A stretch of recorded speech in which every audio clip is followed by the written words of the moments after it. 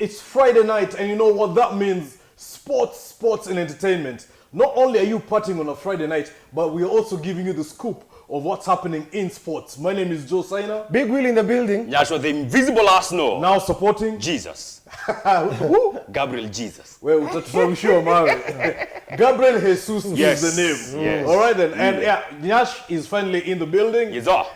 It's been a long time coming, but after Lotan said he needs more competition, we asked Lotan to see if Nyash can come in. Yes. And we see if he can win this week's trivia, because Big Will wants to win this trivia. So we'll get to that much later. Remember, hashtag all day, every day at KeepItKiss.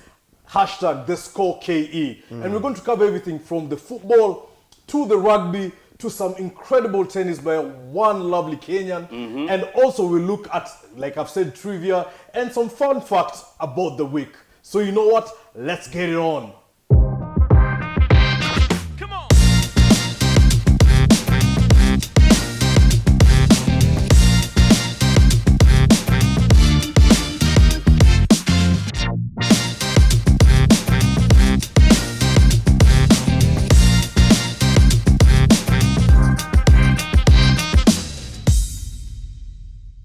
Like I said, football is getting closer. When I mean it's getting closer, I mean the leagues are about to happen. July 30th, we will have the Community Shield. Man City versus Liverpool. But before that, we will have some pre-season friendlies that will always have a stake in all the fans. Some fans will say, you know what? Manchester United have won the treble already. Some will say, you know what, it was just a friendly. But this is what happened. Liverpool lost 4-0 to Manchester United in their friendly in Thailand. Now, I'll bring the guys in. So, first thing is first. I told you before we started that for me, it was not even about the results. For me, it was the performance. Yes. Yeah. It was about what Ten Hag has bought, what Ten Hag has brought differently. Yes. Okay. And when I say bought, I mean Malasia peke yake. But it's okay. We'll get to the other signings. Yes. But Big Will, Liverpool, you played 3 teams. Yes. Actually, they said it was 3 games. Yes. It was 3-0, 0-0, and 1-0. Yes. Take me through the game in terms of, from a Liverpool perspective. Okay, for me, I think it was a friendly game. I'm not reading so much into it. If this was the first game of the Premier League season and we're losing to Fulham 4-0, then I'd be worried. Because I'll take you back to 2019. Liverpool lost, I think, 3-4 games pre-season. Lost to Dortmund, lost to Sevilla, I think even lost to Barcelona. But we ended up winning the league. And as you said, we were playing 3 teams. So I thought Klopp was just trying to look at his combinations, looking at the kids, Akina Harvey Elliott, from Carvalho to Rice Williams, to see if they're really ready to handle the heat of playing in a competitive season. Because Liverpool have got a big squad. So I mean, we're trying to see who can fit in where.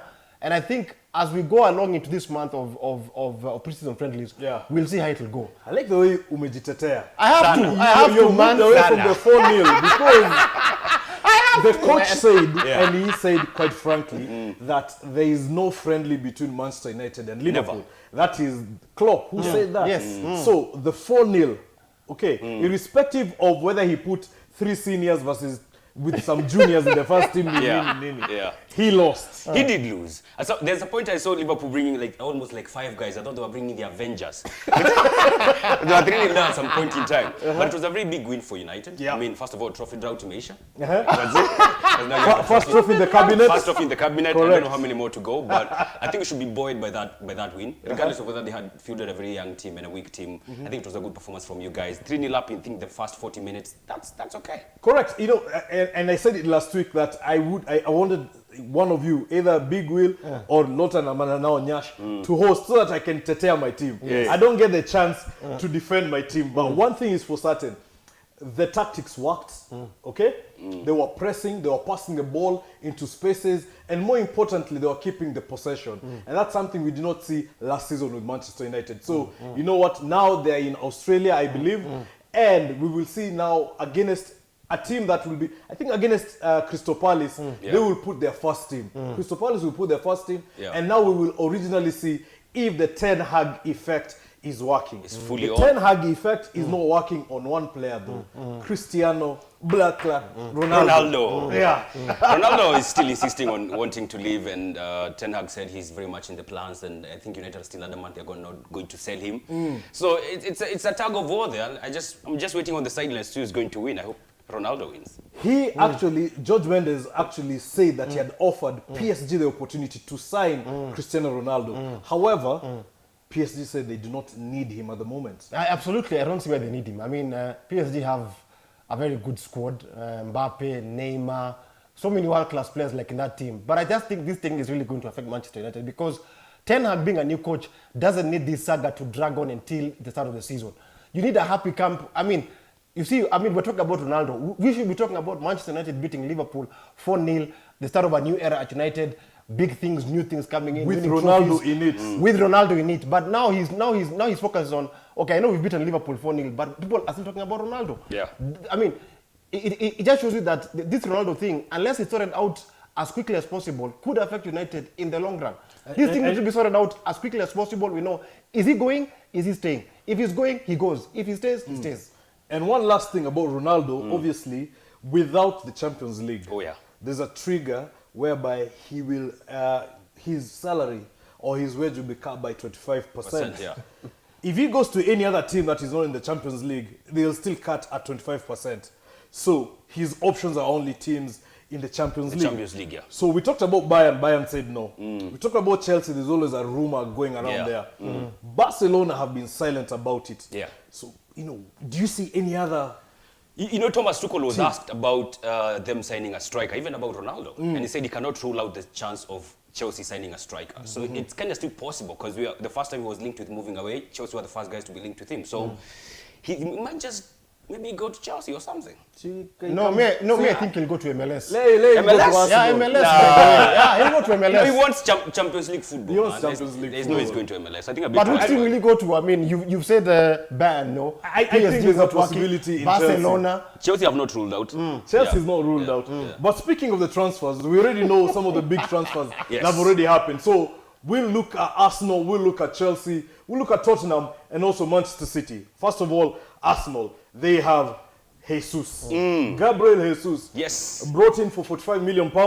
We have Fabio Vieira, who has already been confirmed for £34 million. Yep. Matt Turner, who, that's a goal. Against Nuremberg. Matt Turner, pull up your socks, kidogo. And then we have Marquinhos, the one from Sao Paulo. Yes, not the one from PSG. Yes, he's not the one from PSG. Who is confusing the one from PSG? Nobody. At 3 million. Yes. Obviously, departure, Guendouzi and Lacazette. Do you think that spine will be affected? Not really. I mean, like I said, last season he banged only 4 goals in the Premier League season, so I don't think that's a person you're going to miss. Guendouzi was nowhere to be seen last season for Arsenal. Well, he played well for Marseille when he was on loan, but we're also doing well in midfield. Plus, we have some additionals now, so I don't think you're really going to miss them. Big Will and Akucheka. Why are you laughing? I'm not laughing. For me, I think I'll give Arsenal lots of props. I mean, their signings have been super. Oh, yes. They've been excellent. They have addressed the key areas which they need to address. If they can get Tielemans from Leicester and maybe another signing, I mean, it will have been a very good summer for for Arsenal. So kudos to them. Yes. Thank you. Okay, so we go straight to Chelsea. And Chelsea obviously have made the signing of Raheem Sterling. Yes. £45 million. Yes. Obviously can go up with some clauses and additions. And that's the only signing they've made. They had one Eddie Beach, from Southampton, a youth player. But here's the thing, Raheem Sterling. Yesterday there was an argument that does he come in and give you 15 goals if he starts as the top 3? Whoever will be the number 9, because we don't even know who will be the number 9. Yes. But if you have Raheem on the left, is he going to get you 15 goals? I think easily he should. Especially if he gets, because what he was not getting at Man City is game time. And when he had game time, he had a lot of goals to score. So I think in a lineup like the ones Chelsea have, I think he should be banging 15 goals in the league. It's very possible. 15 goals in the league. Yeah, as he you've had should. him. Yeah. 15 goals in the league. When we come back, obviously the idea is still on the transfer market and seeing the players who are coming in and also who have gone out.